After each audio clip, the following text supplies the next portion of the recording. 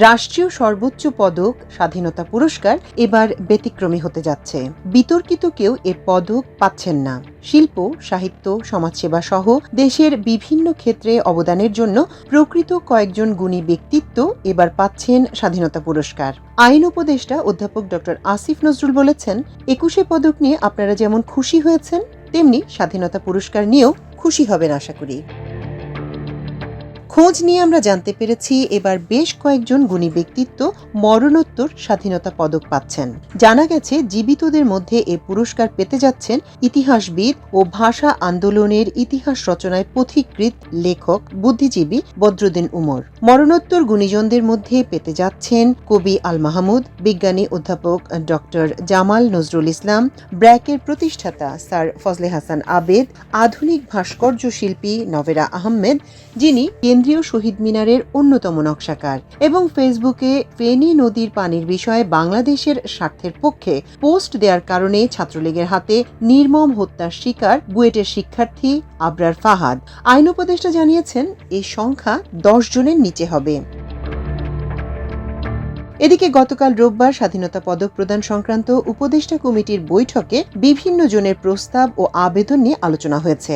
বৈঠকে বিভিন্ন মন্ত্রণালয়ের উপদেষ্টারা ছাড়াও ঊর্ধ্বতন কর্মকর্তারা উপস্থিত ছিলেন। বৈঠক শেষে শিক্ষা ও পরিকল্পনা উপদেষ্টা ডক্টর ওয়াহিদুদ্দিন মাহমুদ সাংবাদিকদের বলেন, গতানুগতিক ধারা থেকে বেরিয়ে এবার ব্যতিক্রমী কিছু মানুষ স্বাধীনতা পদক পাচ্ছেন। কমিটি কিছু নাম সুপারিশ করেছে।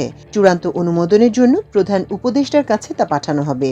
দেশের জন্য অনন্য অবদানের স্বীকৃতিস্বরূপ এবছর ব্যতিক্রমী কয়েক ব্যক্তি এবং প্রতিষ্ঠানকে স্বাধীনতা পদক দেওয়ার সিদ্ধান্ত হয়েছে। তবে কতজন পাবেন এবং কারা পাবেন সে বিষয়ে শিক্ষা উপদেষ্টা কোনো মন্তব্য করেননি। এ সময় আইন, বিচার ও সংসদ বিষয়ক উপদেষ্টা অধ্যাপক ডক্টর আসিফ নজরুল সাংবাদিকদের এক প্রশ্নের জবাবে বলেছেন, আগে স্বাধীনতা পদক দেওয়ার ক্ষেত্রে দলগত ও গোষ্ঠীগত সিদ্ধান্ত নেওয়া হতো। আগের সরকারের আমলে র্যাবের মতো বিতর্কিত প্রতিষ্ঠানকেও দেশের সর্বোচ্চ এই পদক দেওয়া হয়েছিল। স্বাধীনতা পদক দেশের সর্বোচ্চ রাষ্ট্রীয় পুরস্কার। ২৬শে মার্চ স্বাধীনতা দিবস উপলক্ষে সরকার ১৯৭৭ সাল থেকে প্রতি বছর এ পদক দিয়ে আসছে। স্বাধীনতার ঘোষক শহীদ রাষ্ট্রপতি জিয়াউর রহমান স্বাধীনতা পদকের প্রবর্তন করেন। ১৯৭১ সালে বাংলাদেশের স্বাধীনতা যুদ্ধের বীর শহীদদের স্মরণে প্রতি বছর বাংলাদেশের স্বাধীনতা দিবসে এই পদক প্রদান করা হয়। পদক প্রাপ্তদের প্রত্যেককে ৫ লাখ টাকা, ১৮ ক্যারেটের ৫০ গ্রাম ওজনের স্বর্ণের পদক, পদকের একটি রেপ্লিকা ও একটি সম্মাননা পত্র দেয়া হয়।